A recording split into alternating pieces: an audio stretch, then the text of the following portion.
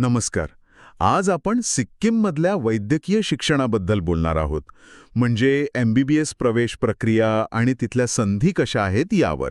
हो, आणि सिक्कीमचं वैशिष्ट्य म्हणजे तिथे फक्त एकच वैद्यकीय महाविद्यालय आहे, गंगटोकचं Sikkim Manipal institute of medical sciences, म्हणजे SMIMS. अच्छा, फक्त एकच कॉलेज? हां. मग तर प्रवेश प्रक्रिया आणि जागा वाटप जरा वेगळं असणार. अगदी. जागांचं वर्गीकरण खूप इंटरेस्टिंग आहे. राज्य सरकार quota, free shape, north east quota, defence, management, बरेच प्रकार आहेत. हे सगळं आज आपण सविस्तर बघूया.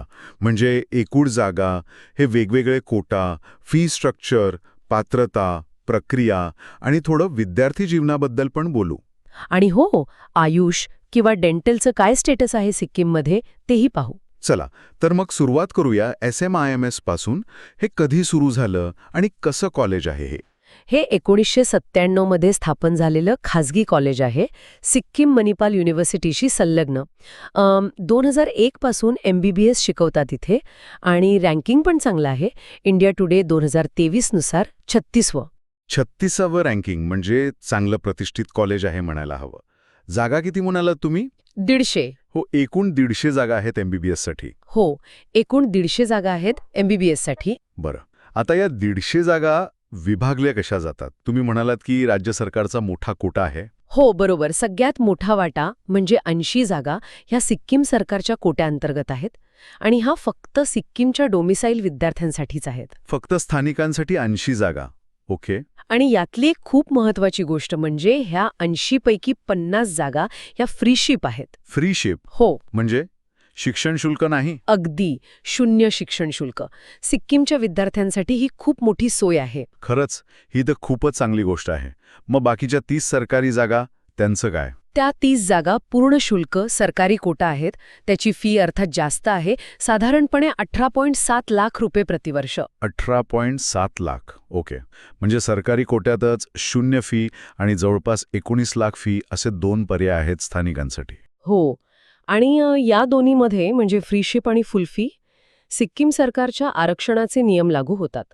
म्हणजे भुटिया लेप्चा, आदिम जमाती, OBC, SC, ST या सगळ्यांसाठी आरक्षण आहे.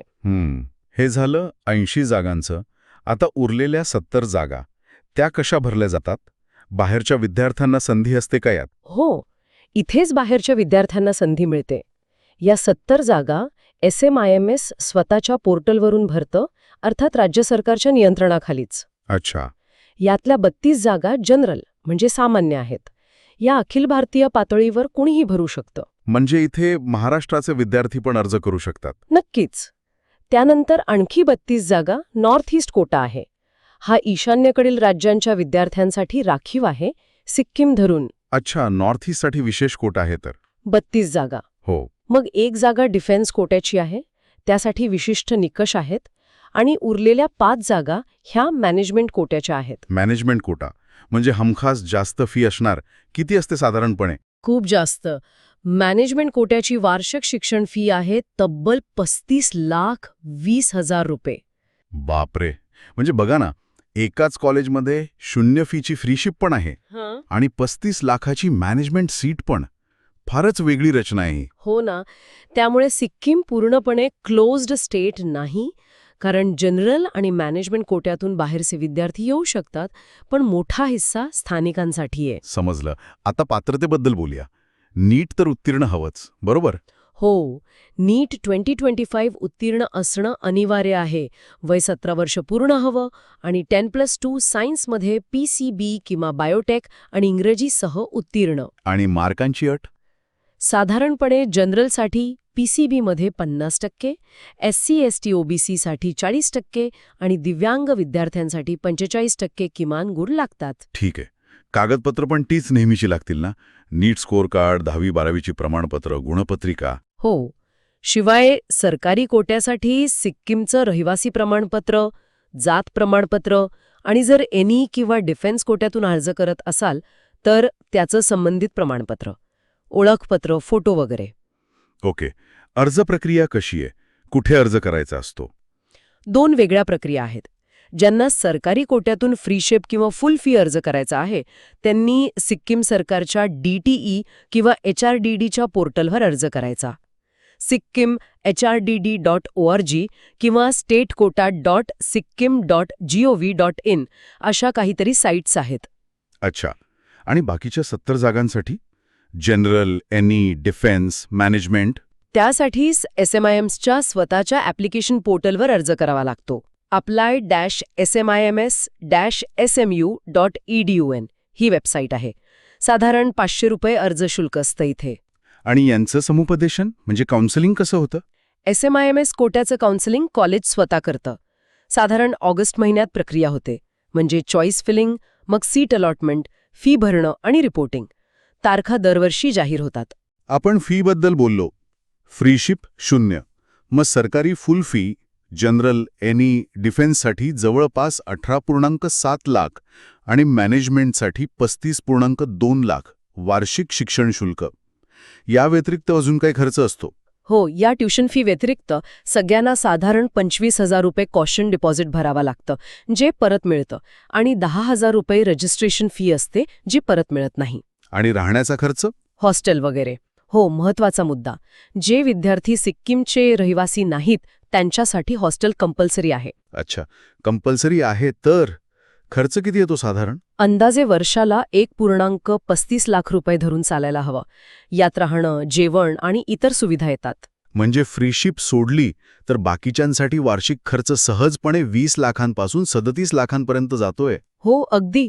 आर्थिक नियोजन खूप महत्वाचं ठरतं इथे. बरोबर आहे. तिथलं विद्यार्थी जीवन कसं असेल थोडक्यात? कॅम्पस लाईफ वगैरे? कॉलेजच्या माहितीनुसार ते इंटिग्रेटेड टीचिंग आणि कम्युनिटी बेस्ड एक्सपिरियन्सवर भर देतात. स्टुडंट सपोर्ट सिस्टम आणि टीचर गार्डियन स्कीम पण आहे म्हणतात.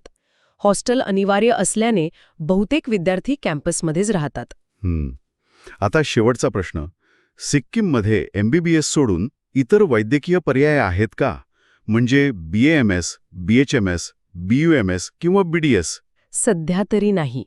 उपलब्ध माहितीनुसार सिक्कीममध्ये सध्या कोणतंही सरकारी किंवा खाजगी BAMS, BHMS, BUMS किंवा BDS कॉलेज कार्यरत नाहीये. म्हणजे आयुष किंवा डेंटलसाठी सिक्कीममध्ये पर्याय नाहीयेत सध्या? दिसत तरी नाहीयेत.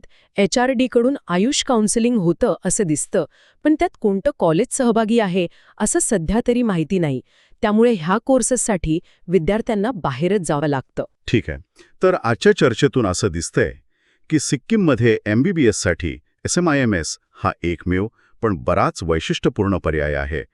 प्रवेशाची प्रक्रिया दुहेरी आहे. स्थानिकांसाठी फ्रीशिपची खूप चांगली संधी आहे, पण त्याचवेळी मॅनेजमेंट कोटा खूप महाग आहे. नॉर्थ ईस्ट आणि डिफेन्स कोटा हे सुद्धा वेगळेपण आहे, आणि आयुष डेंटलसाठी मात्र सध्या तिथे पर्याय उपलब्ध नाहीत. अगदी. जाता जाता एक विचार नक्कीच येतो मनात की ही जी रचना आहे, एकीकडे पूर्ण फी माफी आणि राखीव जागा, दुसरीकडे इतकी जास्त फी असलेला मॅनेजमेंट कोटा, याचा तिथल्या वैद्यकीय शिक्षणाच्या संधींवर आणि एकूणच विद्यार्थ्यांच्या विविधतेवर नक्की काय परिणाम होत असेल, विशेषतः इतर राज्यांच्या तुलनेत?